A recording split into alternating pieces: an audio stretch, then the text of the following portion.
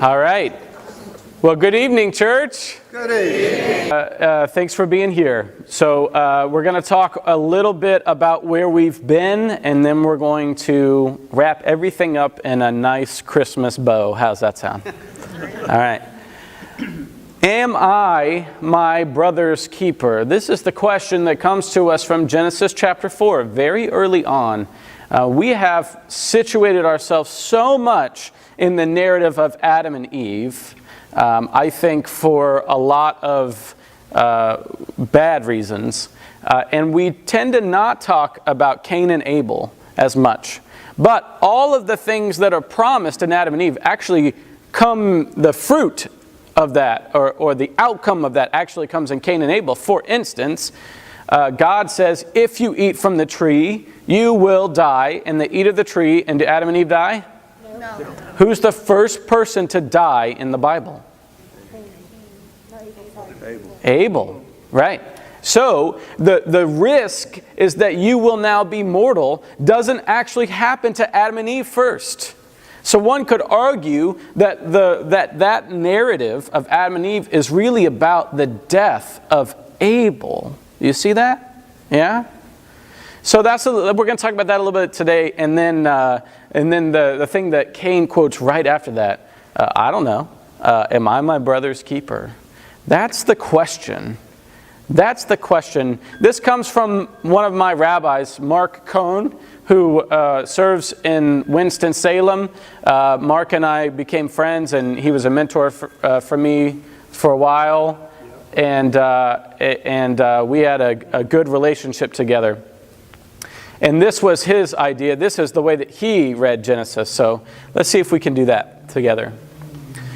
So we're going to briefly go over how we got here. Do you remember us saying that Eve is called the mother of all the living? That was in week 1. And then we also talked about how we see ourselves in week 1. Do we see ourselves in the image of God, or do we see ourselves as part of original sin? And that story of Adam and Eve makes its way into what we find in Cain and Abel as well. What it means to indeed make God happy. And remember, we talked about how so often we talk about the fall as a means to describe what the Bible is. The fall, and then there's a problem, and then Jesus solves that problem. And if you take away the fall's power, the story can still be there. You could even still call it the story of original sin. But if you decenter it from the narrative, which we did, Genesis doesn't center itself on that story. That story never comes up again. Right? A lot of stories come up again over and over again, as we've seen, but that one doesn't. So if you decenter it and move off the center from that, I think you get to this place where you start asking the question, am I my brother's keeper?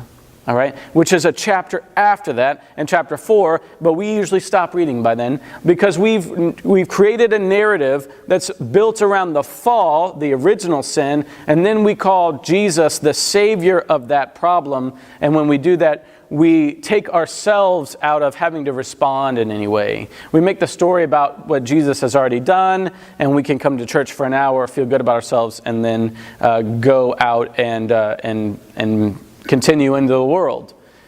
But if you decenter the fall, you see that what God's activity is always about creation and restoration. It's what we read in Revelation of all things being made new.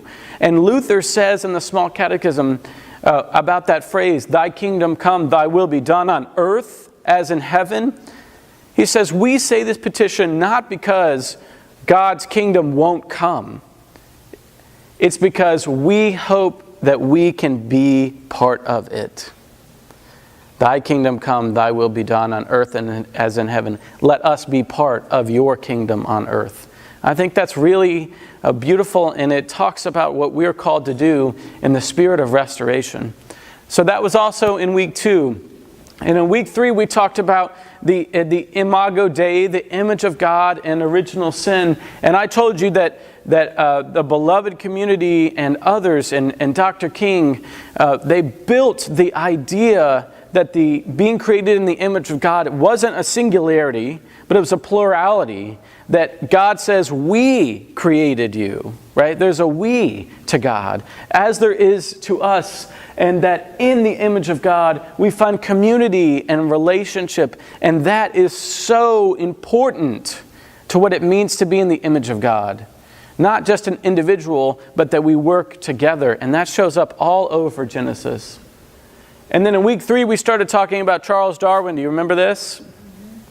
And we talked about how Adam and Eve could actually be a life cycle story. A story about how when you're little, everything seems like you're going to last forever. And then toward the end of your life, you have to rethink your own mortality. But you also learn what it means to be altruistic, to give back to your community, to watch your children and some of you grandchildren just keep rubbing it in our faces how great it is being grandparents, right?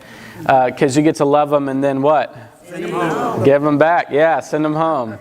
Yeah, but your grandchildren is where you get to try again, right? The struggles that you had as a parent, you don't have quite the same way as a grandparent.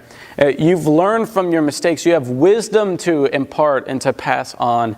And in those later stages, we start to question not only our mortality, but our eternal life.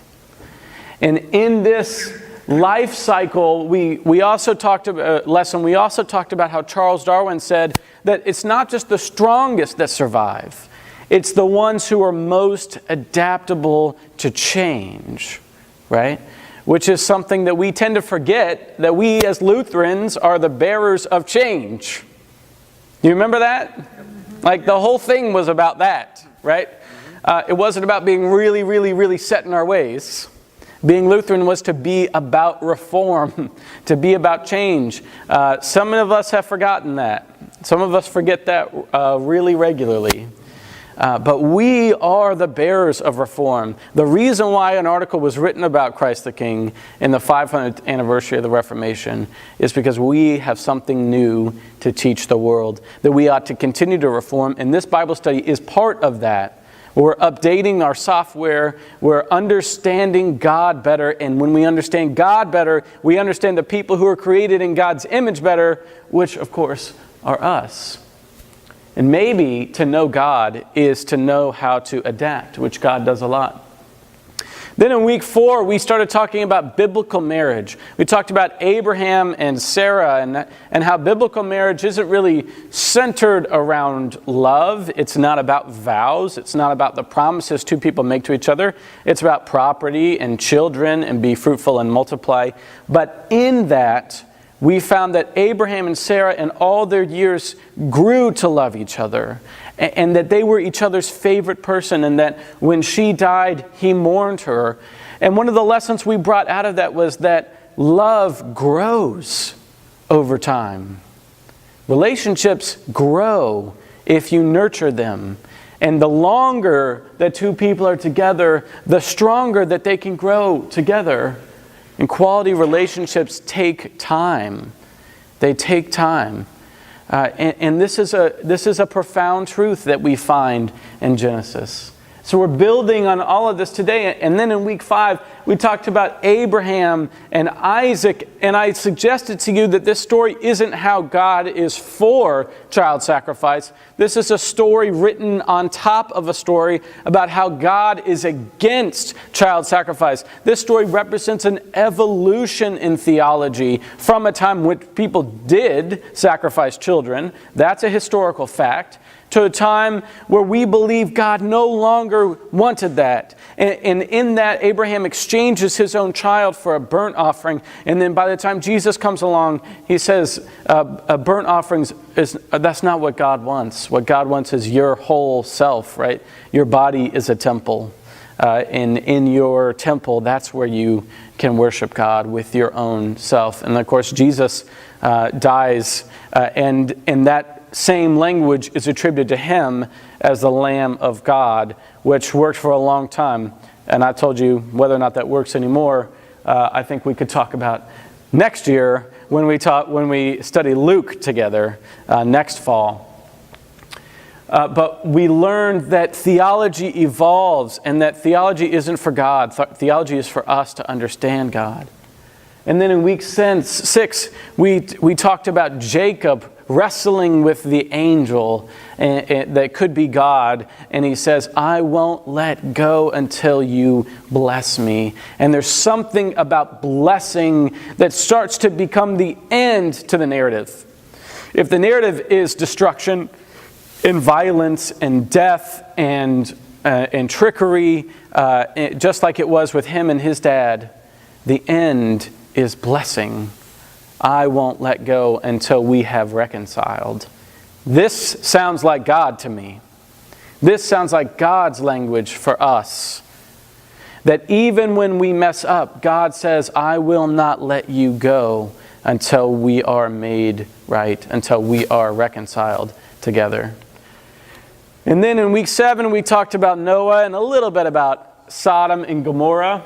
And we talked about how God's expectations of Noah clearly couldn't have been that Noah and his family would be perfect. He must have known that even though he had wiped away 99% of all the people, that sin would still prevail. And as soon as they hit rock, he plants a vineyard and he gets drunk, and then some things happen. Some sin happens. Sin grows inside of us. And God must have known that humanity would not be made perfect by wiping away almost all of it. How God must have known that we are called to be fruitful and multiply as imperfect beings. The best thing we can do is love and honor God. And then in week 8, we talked about Sodom and Gomorrah a little bit last week, and we talked about Judges 19, which is, I think, the same story and probably the older version, which was about hospitality. It was also about society on the brink of collapse, and it was also about God warning God's people. And indeed, that story shows up in all of these stories. They become warning narratives so that when you tell them and retell them, you can learn from the mistakes of the past without having to repeat them yourselves. This is indeed the highest level of education that there is, that you can learn from others' mistakes so that you yourself don't have to make them. This is the reason these stories are written down. These are the reason that these stories become prehistory and that they become canonized in the Torah. This is the reason why these stories become the first scriptures that exist in the holiest book that the Hebrew people put together, the Torah. Because these stories warn us of what life looks like when we don't get God's blessing. It warns us about our own violence. It warns us about our own mistrust of each other. It warns us about the times which we are not hospitable. Okay, so that pretty much covers the 8 weeks that we've been through so far. And then we got to this very last part. This reading from Hebrews that says, be careful when you entertain strangers, because some have done that and entertained angels on accident.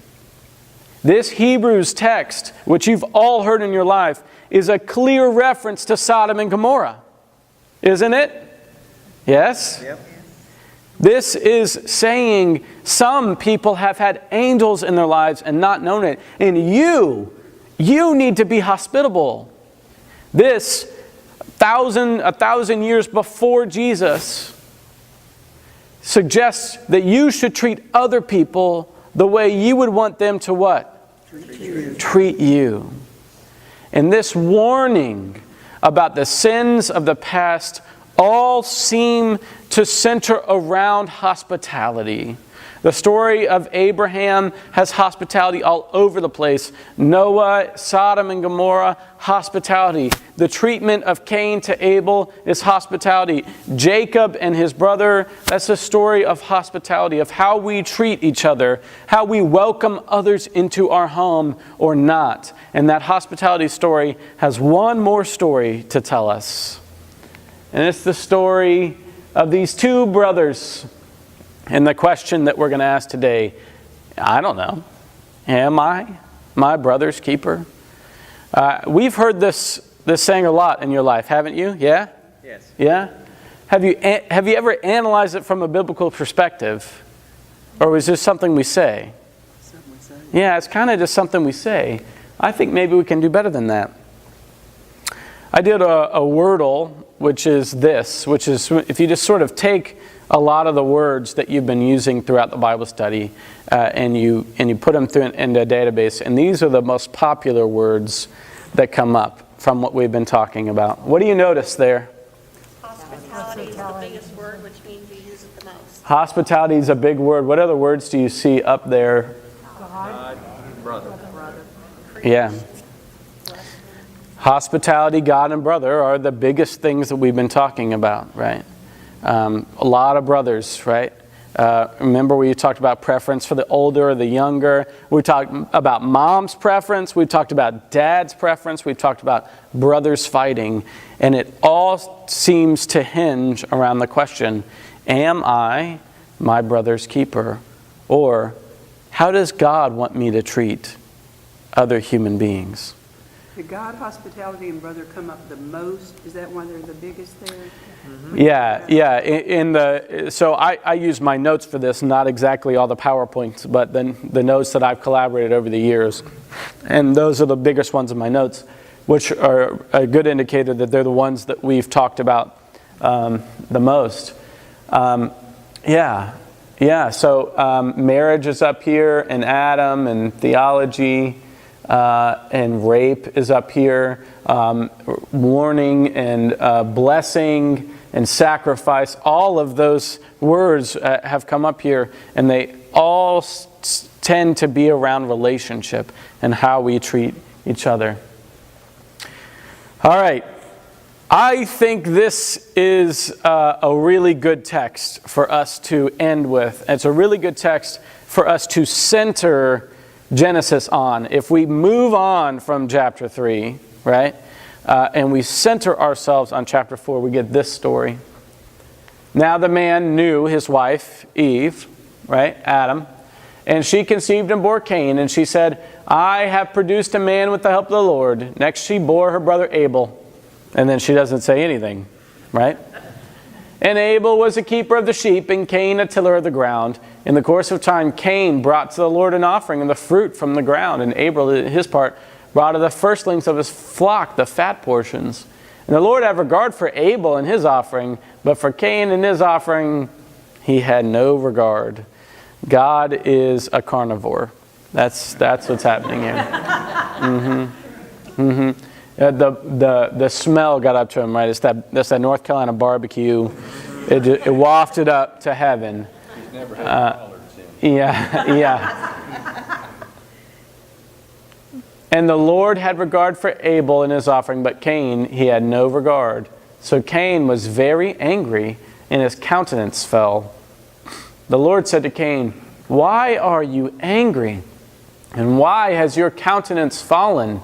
If you do well, will you not be accepted? And if you do not do well, sin is lurking at the door. Its desire is for you, but you must master it. What did we study last week that has that feel of sin is lurking at the door? That one with the Sodom and Gomorrah and Judges 19. Sin is lurking at the door. Remember we talked about they're almost like zombies. Yeah. They're people overtaken. They are not logical beings anymore. They see nothing but red. They're overtaken with anger. And this seems like a much more compelling case for the understanding of human nature to me than the fall narrative. This rings really true to me. Does this ring true to you? Yeah. Look, if you do well, won't you be blessed? Isn't that good enough? Won't you be fine on your own? Do you have to always be jealous of someone else? Do you always have to be looking that the grass is greener somewhere else? Yeah. Back up another sentence. What was God just testing Cain by giving him regard for his offering? Yeah, I would suggest that God here, again, the theology is not for God. Theology is for us to understand God. Some humans wrote this story, and I think that, I'm being pithy and joking about barbecue, right? But on some level, I think a lot of men would rather eat meat than eat vegetables. I don't think much has changed over if you look at, yeah. This wasn't just written by humans. This was written by Levites who ate the offering. Ding, ding, ding. That was the next thing I was going to say. Right, so the priests often get part of the thing that's sacrificed, and they would rather lamb than Brussels sprouts. I think that's one way to read it. That's one way to read it, at least. So Cain brought an offering, whereas Abel brought the firstlings. Okay. Best. Okay. All right. Not, right. So there's a difference in their offering. There's sort of a first fruits idea. Yeah. Virgil's saying, the sort of the perfect offering, which would have been, the young lamb, only a year old without a blemish, that we hear about later in the history, which is actually the Exodus story. The prehistory story would match that. I think all that's fine, but I think the part about this to pay attention to is God telling Cain, be careful of your temper. Be careful of your temper. You have decided that you don't feel like you're good enough. And you got upset pretty quickly in this story. That's not like something that happened repeatedly. It happened one time and you felt like you weren't good enough or something. It's like dads who are watching their kids play Little League and they're just yelling at them, right, because they feel inferior about how good they were, or they're, you know what I mean? Yeah, you know this story, right? Yes? Yeah, it feels a little bit like that, like somebody whose own emotional intelligence isn't high enough to deal with his own problems. So he lashes out in violence. And this story is very true in our world. It's true then as it is now. And I just love that God offers warning. Now, God isn't the same temptation that it was. Okay, you can do whatever you want, but don't do this, right? Don't push this button, which God sort of seems to be tempting them in some way in that first narrative. This one is, inside of you is darkness and light. And I need you to be aware, you need to be able to name your emotions and not let them guide you. Because if you will, sin is lurking at the door. I love it. It feels it just speaks to that truth inside of us. And shout out to Star Wars. This is a Star Wars kind of thing, don't you think, right? Right? Jedis have to control their emotions, right? Yeah, totally. Parenting is all about. Parenting, right. Parenting is not trying to get your children to behave. It's guarding your own emotions so that your children learn from you and they model good behavior because you model good behavior. That's exactly right. Sin is lurking at the door. Its desire is for you. Sin wants to find you. Man, I think this is a really good story. He said to his brother Abel, let us go out into the field. And when they were in the field, Cain rose up against his brother Abel and killed him. Then the Lord said to Cain, where is your brother Abel? And he said, I don't know. Am I my brother's keeper? Now let's pause for a second here and show Cain some respect, okay? Has anybody ever died before in history? So is it possible that Cain doesn't know that he killed his brother? Okay, now think about it from Cain's point of view. Cain, where's your brother?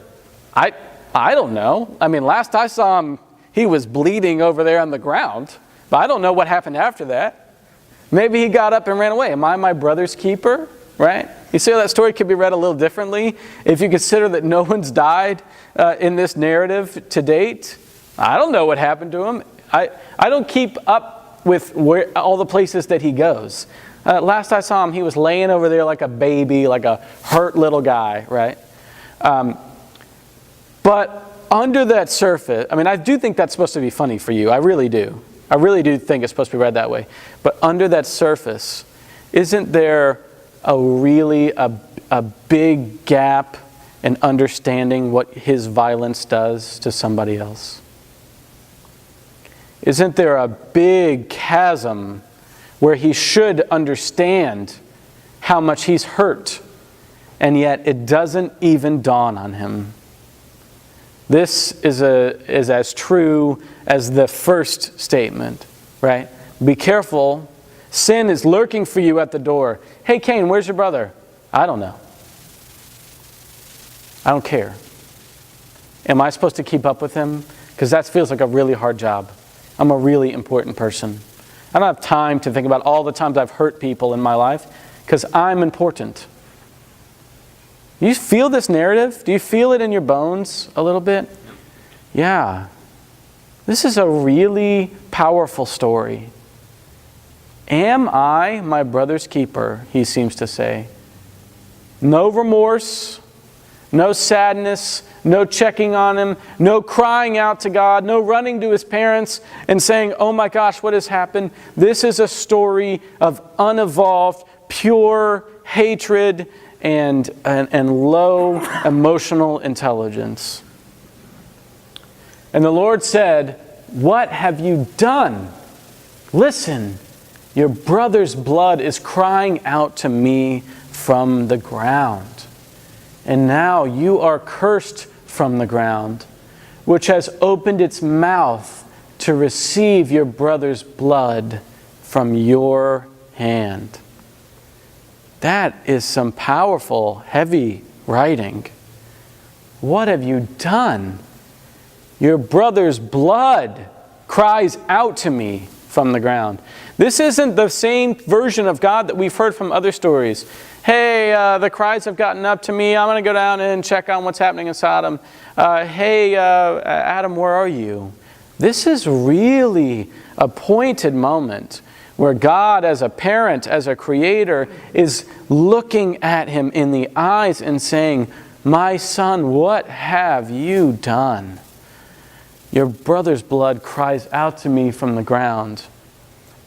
Now, Cain and Abel, our story is a story of two people who should be able to get along. For one, they're related, right?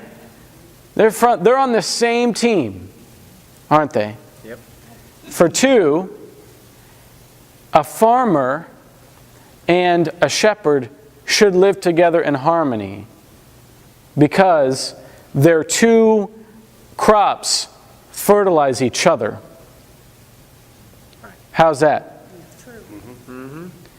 Because the shepherd, right, the sheep have droppings that go into the soil, and that helps grow plants. And the plants that have been grown can then be food for the sheep. This is a story about ecosystem. It's a story about interconnectivity. It's a story about how we all exist in and with and through each other. We do not exist on our own. We are not individuals to ourselves. We should not be asking the question, I don't know, am I my brother's keeper? Because God looks at each of us and says, what have you done? Blood cries out to me from the ground. Because you are not adding life into the world. You are adding destruction. God is creation. And so far, His creation has brought more destruction. I think this is the story that we should hinge all of our reading of Genesis on, because I think this story shows up again. It shows up in all of these other stories. Now, we didn't have time to get through this, so I'm just going to hit some highlights, because Genesis has 50 chapters, y'all. And there's some really great stuff in there. The Tower of Babel we didn't get to this time. But the Tower of Babel is another story of humans trying to be like God. It's working together for the wrong reasons. Do you see that? Yep. Yeah. And then the rape of Dinah. This is Jacob's daughter. And she gets raped by this guy. And then this guy says, oh, by the way, I'm in love with that girl that I raped. And how can I earn her favor? And Jacob says, I tell you what, he says, I'll do anything. And Jacob says, well, we are Israelites and we've all been circumcised. So if you want to marry her, you and all your people need to be circumcised. And so then they all get circumcised. And then what does Jacob do? Who knows the story? Yeah, while they're suffering, while they're recovering from adult male circumcision, he goes in and slaughters all of them and takes everything. Okay? On the one hand, that's a pretty humorous story. But just like the Cain and Abel story. But underlying of the Cain and Abel story is following up violence with what? More violence. It's breeding violence. It's growing violence. It's starting with something small. And rather than saying an eye for an eye, it gets bigger. It keeps violence in circulation. And it's a currency that continues to get passed around until somebody takes it out. This is the culture that they live in, and indeed is a culture that we all know. How sometimes people respond in violence with more violence, even when it means that it costs them. Even when they hurt even more. They spend their life trying to hurt others, even when it also hurts themselves. Because in the end, the question shouldn't be, am I my brother's keeper? The question should be, how can I love my brother as I would want them to love me? Because guess what? We're all connected. We are all one creation. We are all together the image of God. We didn't have time to go into that story. I'm calling this the revenge of Tamar because, quite frankly, I get tired of the word rape that happens here. But Tamar is supposed to marry these sons, and then a couple of them die, and then Judah won't give his third son to him, so she pretends to be a temple prostitute. But I just want you to know, there's more sex in Genesis than I have time to cover with you all, right? And I don't know if that's ever been brought up in Bible studies, right? But I'm not making this stuff up. This stuff is there, and if we don't deal with it, it affects us without talking about it. I would just assume that we name it. But Tamar is this really phenomenal story. This is Genesis 38. Don't quote me on 30. No, it can't be 38. 30. I think it's 39. And it could be 41. I'm really not sure. And then so Tamar poses as the temple prostitute, which was a thing, which we could also talk about, right? And then Judah comes and has sex with her, and then she becomes pregnant by Judah. And then when Judah learns that Tamar is pregnant, he says, "I'm not giving you my third son because you have done something unworthy of my family." Of course, he's allowed to sleep with as many people as he wants to, but she's not. But when he left her, the temple prostitute, he didn't have money to pay. He got the services and didn't pay for it. So he leaves his ring and his staff with her. And then she says, "Surprise, I've got your ring and your staff, and it was me the whole time." There's another story of trickeration. There's another story of mistaken identity. This is a theme throughout all of Genesis, right? We've heard this story told in a couple of different ways. And then she gives birth to twins. And as the twins are coming out, one of them grabs the cord, the red cord, to claim its birth lineage. I think his name is Perez. And that story is the same story, right, as Isaac and Jacob. So all of these stories repeat themselves, and almost none of them have to do with Adam and Eve. But when we talk about Genesis, people get so infatuated with Adam and Eve, they never really get to the heart of the stories, which is about human beings treating each other justly and honestly and with integrity. I think Genesis 4 has much more to offer us than Genesis 3. Jacob and Esau reunite. Jacob goes out to Esau and he says, "I'm so sorry." And all of his people come before him and they bow and they submit allegiance to his brother. And then the two brothers cry incessantly for like a long time. They make up, and then they realize that they are so prosperous they cannot live next to each other. This is true, right? They have to get Beverly Hills mansions a ways away because they've got too much prosperity. They reconcile. And then Jacob and Esau go to their father Isaac, and Jacob and his father Isaac reconcile, which hasn't happened in a while. Are you starting to see the end of the narrative? The beginning of the narrative was all destruction and chaos and lying and cheating. And the end of the narrative seems to be reconciliation and love and joy and relationship and the image of God, right? This, I think, is the real story of Genesis. It's a story of how we start to act like the person we are made in the image of. We start to act like God in the world. We start to see what the benefits are of reconciliation and forgiveness and hanging our hat and going to each other and asking to make up. This is a big move by Jacob here to reunite. And then Jacob, he's had all of these sons, and Rachel finally gave him a son, and his name was Joseph. And then after that, many years after that, Jacob and Rachel conceive again, and Rachel dies in childbirth, giving the baby Benjamin. And that's where the end of Genesis and its story comes, which brings us to Joseph and the amazing technicolored dream coat. This is the story of more brothers. This is the last thing that happens in Genesis.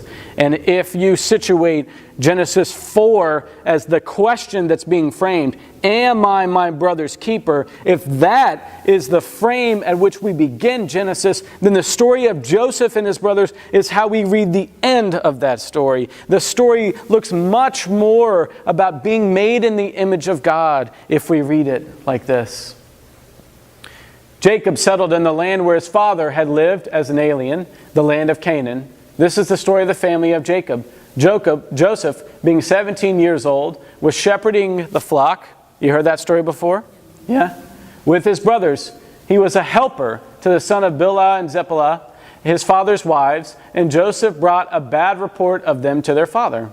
Then Israel loved Joseph, Israel of course is Jacob, more than any of his other children, because he was the son of his old age. Have you heard this story before?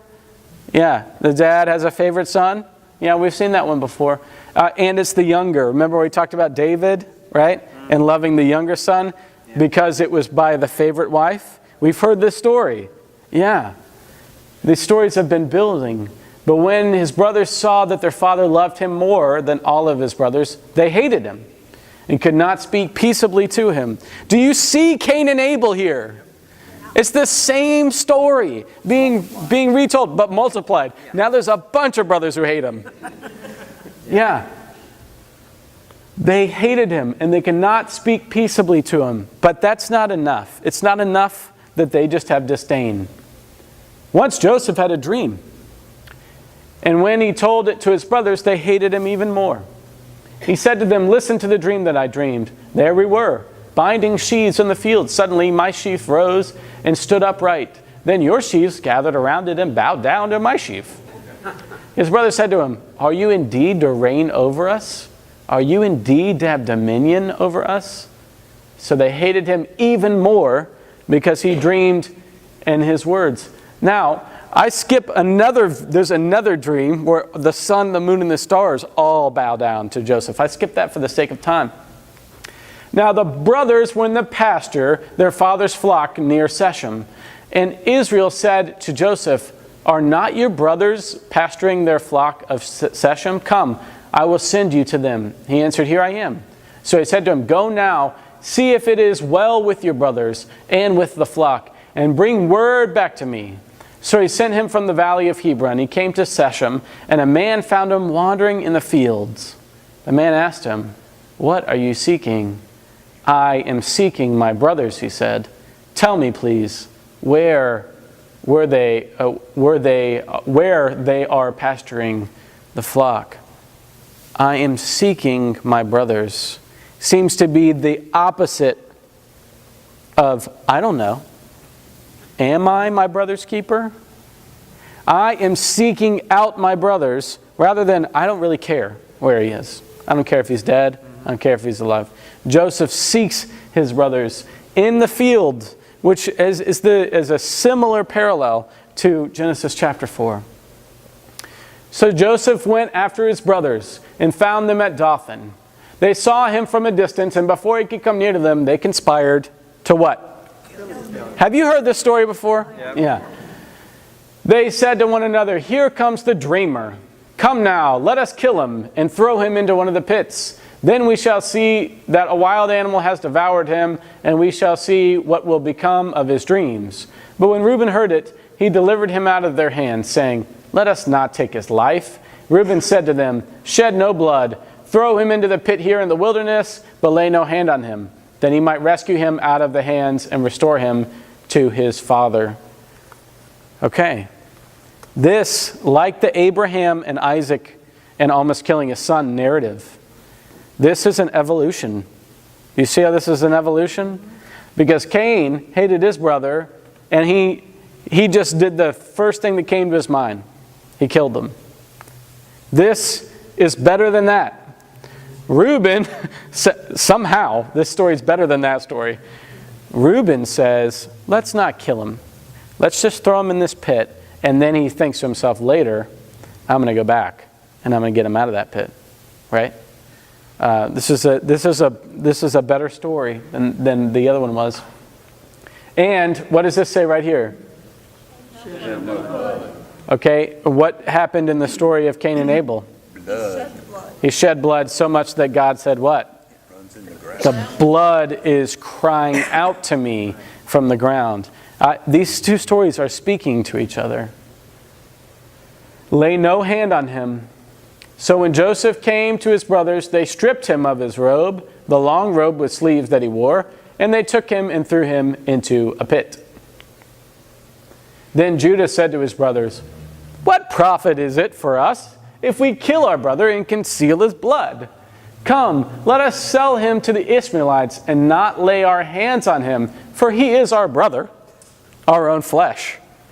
Now, again, this ain't a great story, but it is a better story than Cain and Abel. This is an evolution of dealing with our emotions. This has a higher emotional intelligence than Cain.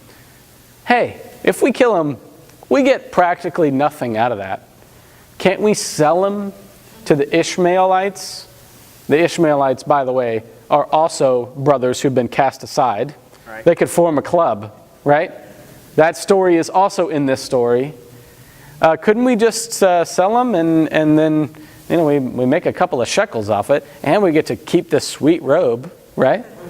Perfect. Judah, by the way, so the story of Tamar is right in the middle of this, and I can't quite remember. I feel like it's 38 is Joseph, and 39 is the story of Judah and Tamar, and then 40 is Joseph again. But it's somewhere in there. But the Judah and Tamar story has to be, it dissects the middle of the Joseph story. It's like somebody wanted to tell a story about Judah because the brothers were feuding, and then Judah gets his story right there in the middle.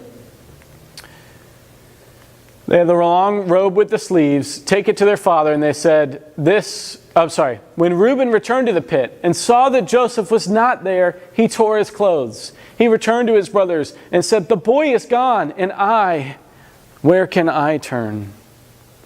He feels like there's blood on his hands, even though he was trying to preserve his brother's life, right? There's a moral conscience here. This is one of the first times we see that something like this. Then they took Joseph's robe, slaughtered a goat, and dripped the robe in the blood. Then they had the long robe with the sleeves taken to their father, and they said, "This we have found. See now whether it is your son's robe or not." He recognized it and said, "This is my son's robe. A wild animal has devoured him. Joseph is without doubt torn to pieces." Have you heard a story about torn to pieces lately? Yeah, we talked about that last week, right? That story is in here. There's another story in here. What is it? Mistaken identity with your brother's clothing. Oh, right. Right? Lying to your dad Yep. about the whereabouts of his own son. Mm-hmm. Yeah. This is the same story. Isaac and Jacob and Esau, right? Jacob dresses up like Esau to get his father's blessing. These guys have taken the robe of their father's blessed one, and they're taking it back to their dad saying, hey, that guy's dead. Well, you might as well bless us, right? They've lied to him. They've also doctored the outfit, which also happens. Jacob takes lamb's wool and puts it on his arm, right? So that he can pass as his hairy brother. This is taking the robe back as proof of a lie. This is another proof of a lie to your dad's story. So Joseph gets sold into slavery. There's another hilarious sex story that happens here. Who knows this story? Yeah, just a few. We don't tell this story very often, do we? Yeah, so Joseph gets all the way to Egypt, and he's second in command, and basically the king is a putz, and the king is only worried about what he's going to eat and drink. That's what it says. And Joseph's running the whole thing. Joseph literally has the whole kingdom because the other guy doesn't even know what he's doing. The only thing that he doesn't have is what? The king's wife. So this story, she keeps throwing herself at him day after day, and Joseph's like, no, I'm just not going to do that. That'll ruin everything. And so she takes his robe and tries to rip it off him. While she makes apparently an outlandish attempt. There's a lot of classic art on this, by the way. There's like a Rembrandt, and it's really interesting. So she rips at his clothes, at his robe, and then when he runs away, she tells everybody that he tried to rape her, and she can prove it because now she has his robe. Because she says, when I started screaming, then he ran away.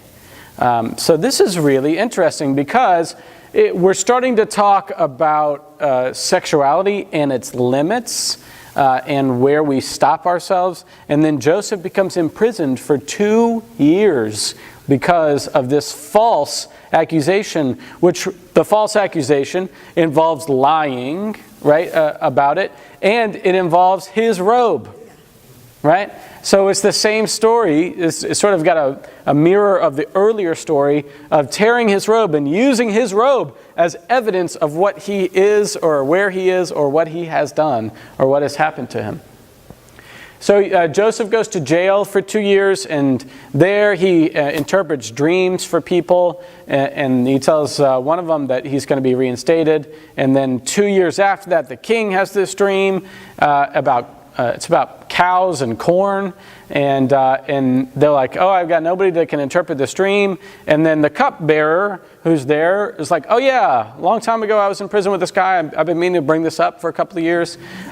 He can interpret dreams down there. That might be helpful for you. So Daniel gets re-elevated, reinstated as the second in command. They sort of call him the governor of the area. And that brings us to this. Now Joseph was governor over the land. It was he who sold to all the people of the land. And Joseph's brothers came and bowed themselves before him and their faces to the ground. When Joseph saw his brothers, he recognized them, but he treated them like strangers and spoke harshly to them. Where did you come from, he said. They said, from the land of Canaan to buy food. Although Joseph had recognized his brothers, they did not recognize him. We've heard that story before, right? Of people who don't recognize each other. Joseph also remembered the dream that he'd had where he dreamed that they all bowed down to him, and he had a good chuckle to himself. He says, you are spies. Joseph says, you are all spies. And they say, we're not spies. We are sons of one man. We are what? Honest men.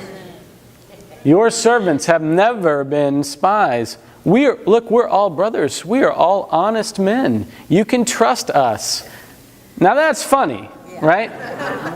Because they're the ones that sold them into slavery and they've forgotten that part. But it's this telling the same narrative that shows up in Noah in the flood, where even men who are pretty honest, who are pretty good people, still have histories. They still have sin in their lives. They still have skeletons in their closet and things for which they need to be forgiven. And I love how that story just shows up again here. And then he accuses them of being spies again. He says, we, your servants, are 12 brothers, the son of a certain man in the land of Canaan. The youngest, however, is now with our father, and one is no more. They don't say dead, right? Just that he is no more. On the third day, Joseph said to them, "Do this and you will live, for I fear God. If you are honest men," which would they claim to be, "let one of your brothers stay here where you are imprisoned. The rest of you shall go and carry grain from the famine of your households and bring your youngest brother to me. Thus your words will be verified and you shall not die." And they agreed to do so. They said to one another, "Alas, we are" what? Paying the penalty for what we did to our brother. We saw his anguish when he pleaded with us, but we would not listen. This is an evolved story of what happens when we do bad things to other people. This is karma, ladies and gentlemen. This is what goes around, comes around. This is getting your comeuppance. This story, and of course they don't even know it's Joseph who's handing this down to them, but one of them is going to have to stay behind, which of course is representative of the fact that they put one of them in a pit and then sold one of them to slavery. One of you is going to have to stay behind. And then I need you to go back home and bring your youngest brother to me. What's his name? Benjamin. And why does Joseph want Benjamin? Because they were full brothers. Because it's his only full brother, and he clearly can't trust these other clowns very much. And if these other clowns did that to Joseph, what might they be planning to do to Benjamin? Right. Because sometimes you can't trust your brothers. That's the story. That's what's here. Then Reuben answered him, "Did I not tell you not to wrong the boy? But you would not listen. So now there comes a reckoning for" what? His blood. That same language of reckoning for his blood shows up in the Noah story. As soon as he lands on dry ground, he comes up and God says, "I'm going to give to you a new covenant. But if the blood of one man should be spilled, you shall not, you should not go kill his whole family." You remember that? You can only spill his blood. That the recompense for wrongdoing is equal, but not more severe punishment. But the reckoning of his blood harkens back to the blood of Abel calling out to God from the ground. These are people starting to understand that to be in the image of God is to be for creation and not for destruction. It's to be for love instead of hate. It's to be for relationship instead of enmity. It's to be brothers rather than enemies. That's the story that shows up here. He replied, "Rest assured, do not be afraid. Your God and the God of your father," which of course is his father, "must have put treasure in the sacks for you." Okay, so they go away, and as they go back, they realize that they paid money for the food that they got, and all the money is back in their pockets because Joseph has given them what they asked for and given them their money back. And then they come back to him after they've talked to their dad Jacob, and they said, "Hey, we had all our money. We had all our money still from last time." And then he says this, "Do not be afraid. Your God and the God of your father must have put treasure in your sacks for you. I received your money." That is a really powerful phrase. Even though he didn't, he suggests to them, God has blessed you. Right? God has blessed you. He's turned their curse into blessing. Then he brought Simeon out to them. When the steward had brought the men into Joseph's house and given them water, and they had washed their feet, and when he had given their donkeys fodder, they made the presents ready for Joseph coming at noon, for they had heard that they would dine there. Where he received no hospitality from them, he gives them the best of hospitality. He tells them, "Your money's no good here." Then he prepares a banquet before him. And then he washes their feet. All of these narratives show up in Jesus, by the way. Yeah? The same story of treating your fellow brothers and sisters is as if you would want them to treat you, treating them the best, even when they don't deserve it. This, ladies and gentlemen, is the story of Genesis. This is what the book is about. It's about hospitality that takes vengeance and anger out of circulation. It's about forgiveness in the face of wrongdoing. It's about rewriting the script. It's about changing the narrative. And when you do so, you acknowledge that you are made in the imago Dei, and you are not beholden to only sin. But you also have God inside of you, and God continues to push you to treat others with dignity and love and honesty and respect. This is an evolution in human consciousness. It's an evolution of theology from not, oh, woe's me, how bad am I? But look how much I can act like God who created me. Then he looked up and saw his brother Benjamin. So then they go back home, and then they come back with the baby Benjamin. Benjamin, his mother's son, and said, "Is this your youngest brother, of whom you spoke to me? God be gracious to you, my son." With that, Joseph hurried out, because he was overcome with affection for his brother. That's a far cry from Cain and Abel. And he was about to weep. So he went into a private room, and he wept there. These are brothers who have reconciled. This is the prodigal son. This is the story of the brother come home. Is to do is rejoice. But brothers can't cry in front of each other. I mean, there's limits to things. Okay? Then after that, he sends them all home. He still hasn't told them who he is. He sends them home, but he takes his silver cup and he puts it in Benjamin's bag. So on the way back, then he has his army surround them and says, somebody stole the cup, even though, of course, it was planted. And they said, look, one of the brothers says, look, if you find the cup in any of our bags, if any of us stole it, let that person die. And whose bag is it in? Benjamin's, his beloved. And so all the brothers, they come back to Joseph, and they're pleading, take me, not him. This is my father. I swore to my brother, I swore to my father that I would protect him. He's the youngest, and he needs our protection. He needs brothers who act like brothers, and we want to be that for him. So take us and not him. Let him go back to our father, because our father will surely die if he hears how this. You see how this is a plea for family and reconciliation and brotherhood at its finest. That this story and all of its silliness and all of its mistaken identities actually gets men to behave like human beings who care about each other. So they fall down before Joseph again. Judah and his brothers came to Joseph's house while he was still there, and they fell to the ground before him. Joseph said to them, "What deed is this that you have done?" And Judah said, "What can we say to my Lord? What can we speak? How can we clear ourselves? God has found out the guilt of your servants."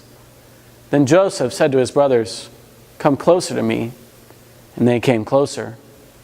And he said, "I am your brother, Joseph, whom you sold into Egypt. And now do not be distressed. Do not fear or angry with yourselves, because you sold me here. For God sent me before you to preserve life." God sent me here. Don't be angry with yourselves. Don't beat yourself up for the past, because God had plans for me, and that's how I got here. This is like 45, they says this, and then they keep talking for a long time. And then we get all the way, this is the last thing that happens in Genesis. They bring Jacob, they bring old dad, in to Egypt. And he says, son, if I die here, please don't bury me here. I hate this place. I want you to bury me in the old country. Anybody who've never heard that before, right? And Jacob dies reconciled to his son Joseph.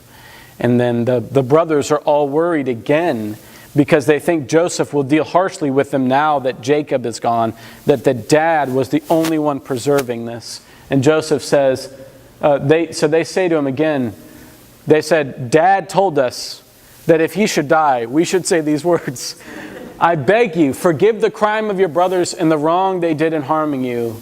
Now therefore, please forgive the crime of the servants of their God, of your father. Joseph wept when they spoke to him. Did he go into a room and hide it?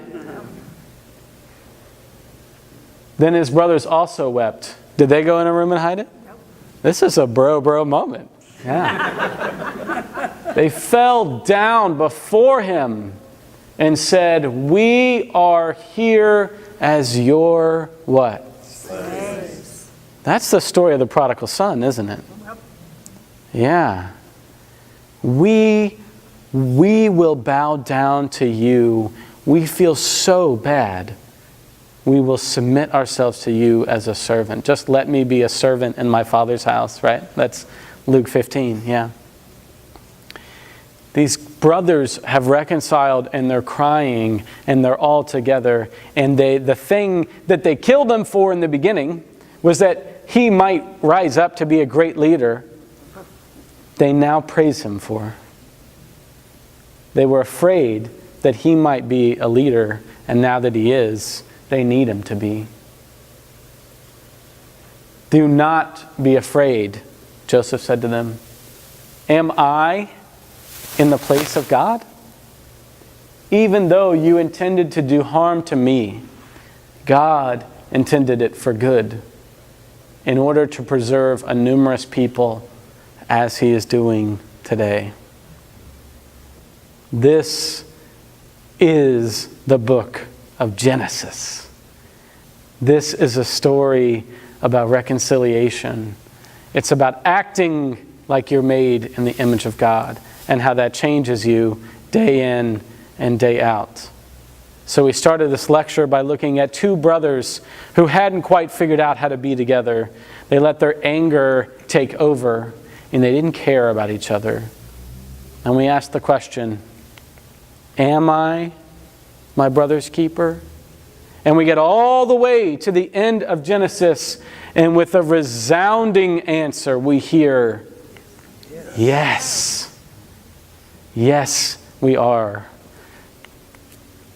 So, sisters and brothers in Christ, may you in this Advent time be reminded of the story of how families are meant to love each other, even when we don't like each other. How we are reminded that our birth order does not always guarantee who should be the leader. We're reminded that even though we are broken, and even though we have mistakes, God is a God of forgiveness and love and reconciliation. And may you, sisters and brothers, tell this story of Genesis to a world that desperately needs to hear it. Amen. Thanks for coming all these weeks. I appreciate it. It's been great. Great having everybody here.